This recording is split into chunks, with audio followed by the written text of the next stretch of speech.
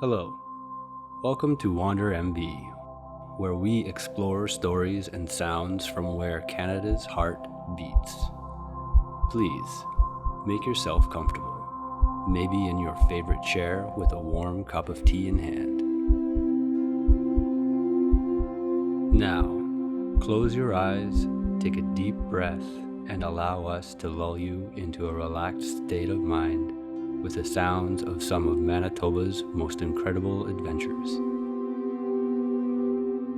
Are you ready to come along on a magnificent journey to one of the world's greatest natural wonders? Okay, let's begin.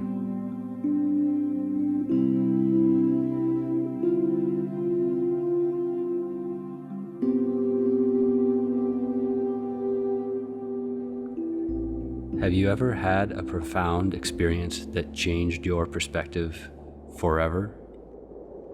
Maybe it shaped the way you lived your life from that moment on, or simply made you look at the world in a new way. Nature can do that. It can ground us with the gift of humility as we recognize our small existence in the unimaginable vastness of the universe. What if I told you that you can have an experience just like that, right here in Manitoba?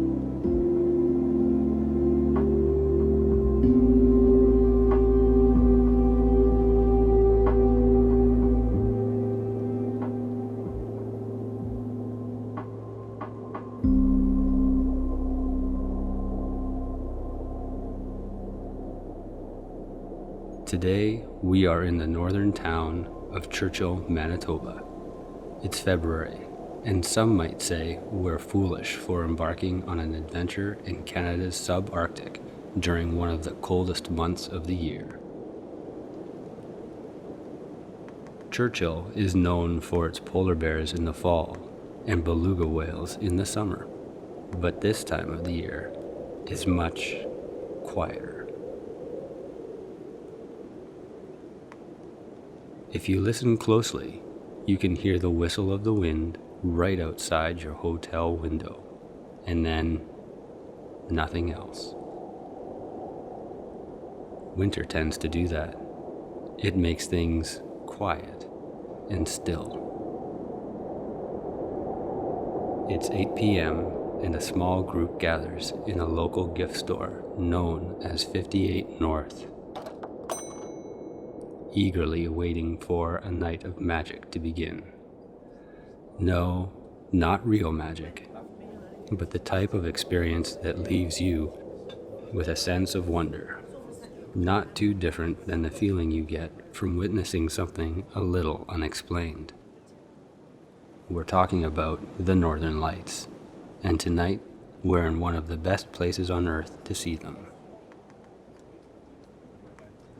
As you wait for the evening to begin, you look around at the others who have selected the same travel dates as you. There's nothing in particular to bind you to them, other than simply being an inhabitant of this earth. Yet there is still somehow an unspoken bond, a sense of togetherness. There's Rita and George, an elderly but spry couple from California, hoping to have one more big adventure. There's Marcus and Tim, a father-son duo with great enthusiasm for the natural world. And who could fail to notice Laura, a solo traveler in her 40s who has photographed some of the most amazing places on Earth. And there's you. You wonder if you fit in with a group like this. Maybe you haven't been to the Grand Canyon or gone swimming in the Dead Sea. Maybe you don't have a clue how to do nighttime photography, but you're here now, and you feel right at home.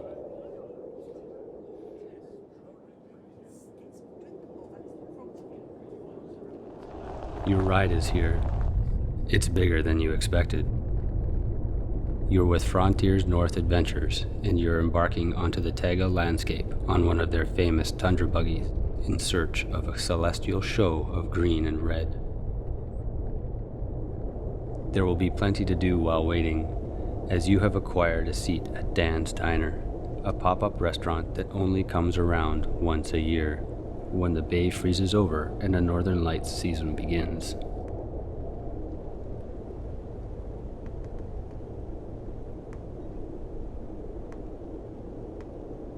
As the town's lights grow dimmer and dimmer in the distance, you turn your attention to the landscape around you.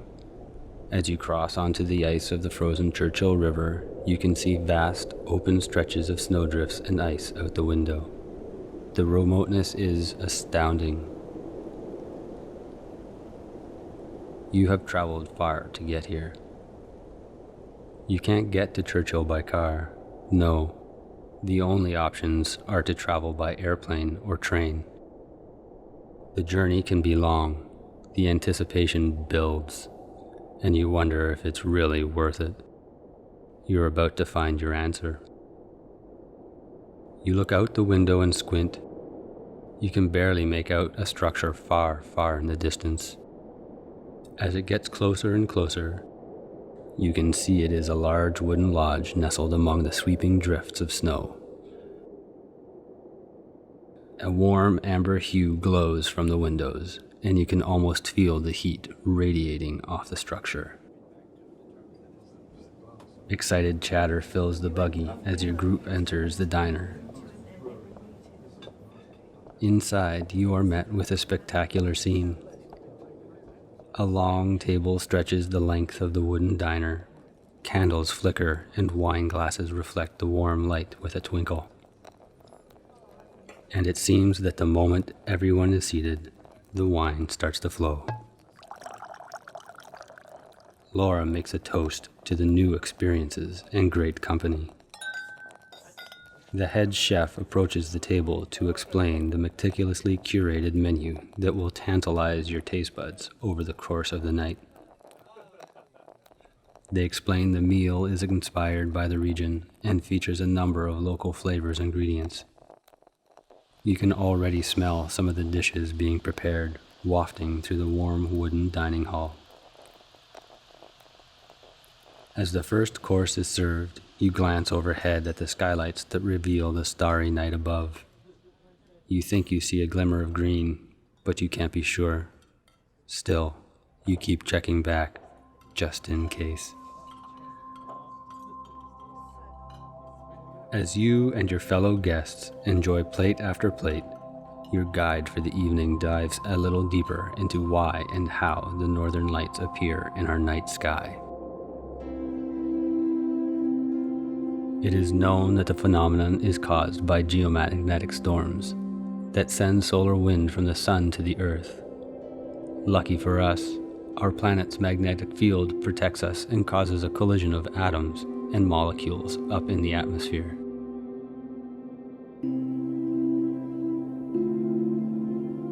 These tiny light sources, protons, create the stunning light show that can be seen with the naked eye in the zone called the auroral oval. For reasons that are still relatively unknown, the northern lights tend to be stronger and more visible in the cold months, particularly February and March. Other criteria must be met. In addition to a good, strong solar storm, you also need clear skies, a high KP index, and absence of other light sources, like the moon. Hearing this, you wonder if it's really plausible to experience such a wonder that requires so many things to line up just right. Your guide assures you, with Churchill situated just within the auroral oval, the KP index need only be a 1 or higher in order to see the lights.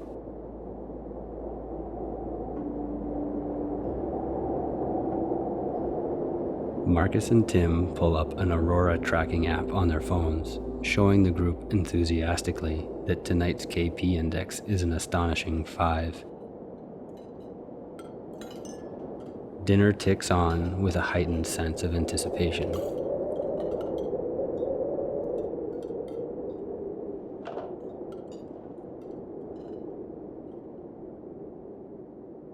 It's time now, to pull on parkas, scarves, hats, and snow pants and venture into the night. The lights from the pop-up lodge dim before going out completely as the group moves slowly out into the winter cold to see what awaits.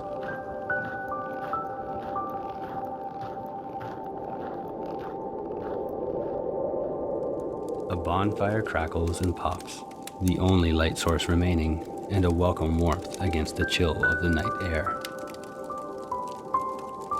From ahead, you hear delighted gasps, and you wonder what you're about to witness.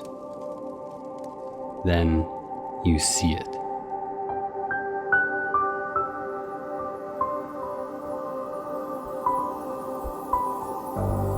Overhead, unbelievable swirls of color that seem close enough to touch.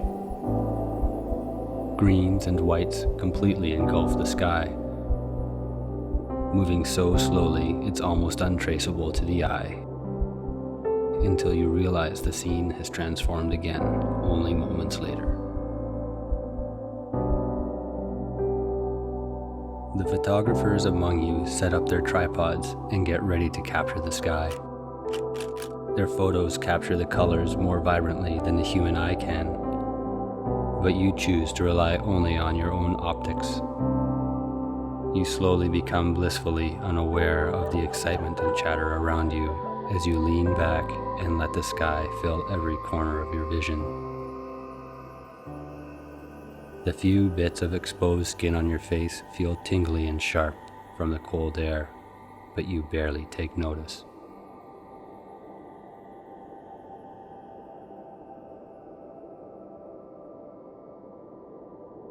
Your guide speaks.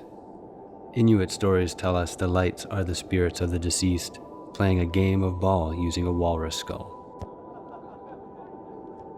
The notion intrigues you, and as you watch the lights, you imagine the scene unfolding overhead.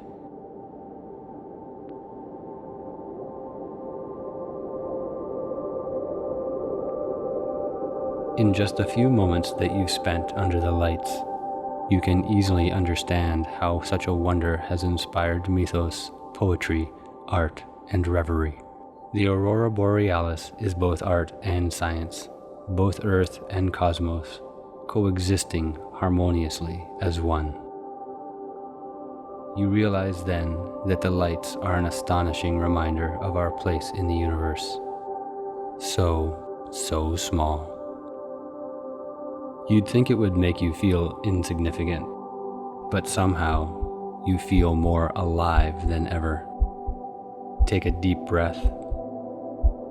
This is it. This is Manitoba. So, was the journey worth it?